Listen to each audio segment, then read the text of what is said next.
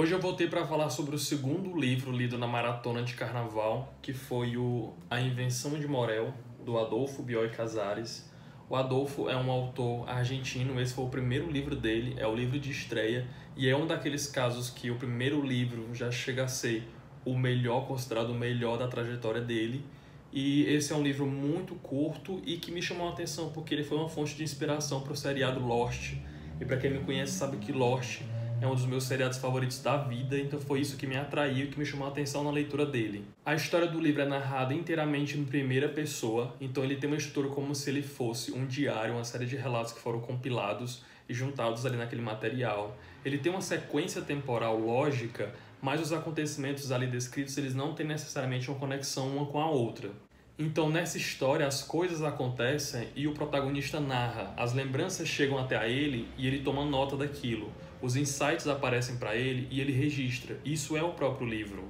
Mas afinal, quem que é esse protagonista? Então essa pessoa ele vai ser um condenado venezuelano, ele é um cidadão venezuelano que cometeu um crime, foi condenado pela justiça do país e para fugir dessa punição, ele vai buscar abrigo, ele vai ser refugiado, na verdade, nessa ilha que a priori seria isolada e deserta. E por que que eu digo isso, né? Eu falo que ela seria uma ilha a priori isolada e deserta porque se comenta que ela é acometida por uma espécie de doença, por uma peste, que assola quem chega por lá, quem passa por essa ilha.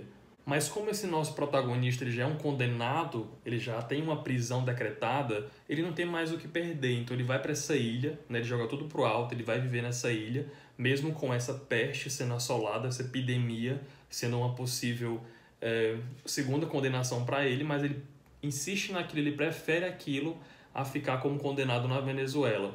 E lá ele passa a viver, dormindo entre as árvores, no manguezal, e se alimentando do que ele encontra, de plantas, cogumelos e de frutos que estão ali perto dele. Só que aos poucos ele vai descobrindo que essa ilha guarda alguns mistérios, e é aí que vem as comparações e o que vem a ser a história de Lost, né? Ele vai descobrir que lá nessa ilha tem algumas construções, né? Ele cita, ele frequenta muito o que ele chama de museu, capela e uma piscina, que está em excelente estado de conservação, mas que está completamente abandonado.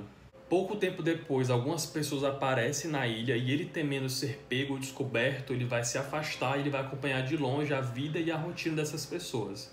Só que elas têm uma dinâmica e uma rotina bem estranha, bem intrigante, e isso vai chamar muita atenção dele. O narrador, em um dado momento, vai começar a desenvolver um certo sentimento por uma das personagens, a Faustine. Então ele vai aos poucos tentando encontrar meios de chegar até essa pessoa, até essa personagem e adentrar esse meio também que é muito fechado, que é bem averso a ele.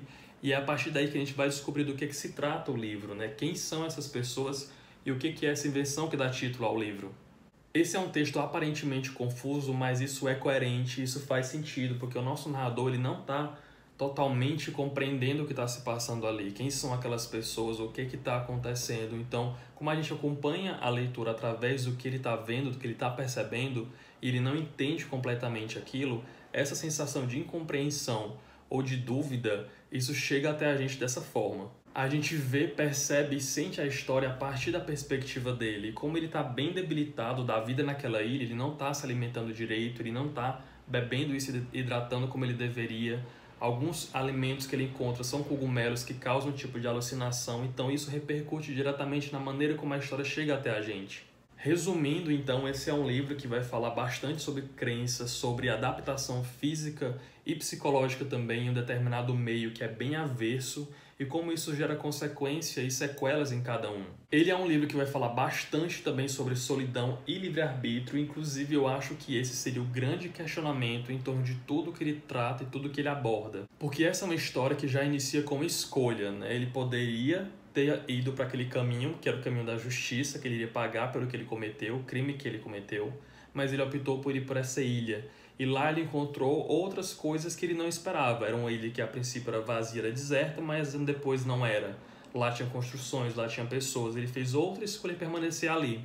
Ele chegar até essas pessoas já foi outro motivo, outra razão que fez com que isso movesse ele a chegar até lá.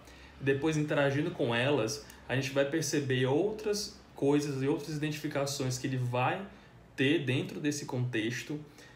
Várias coisas vão acontecer ali dentro E isso vai fazer com que a gente perceba que toda escolha que ele faz acaba gerando uma consequência maior, acaba gerando uma repercussão bem maior do que ele a princípio teria em mente. Ele é um livro muito curto, muito pequeno, mas ele é bem completo, né? Tem drama, tem romance, tem ficção científica, tem fantasia e tudo isso condensado em pouco mais de 100 páginas. É uma leitura que foi muito agradável, foi muito rápida, ela correu praticamente no período que eu estava com ele em mãos, isso lá no carnaval.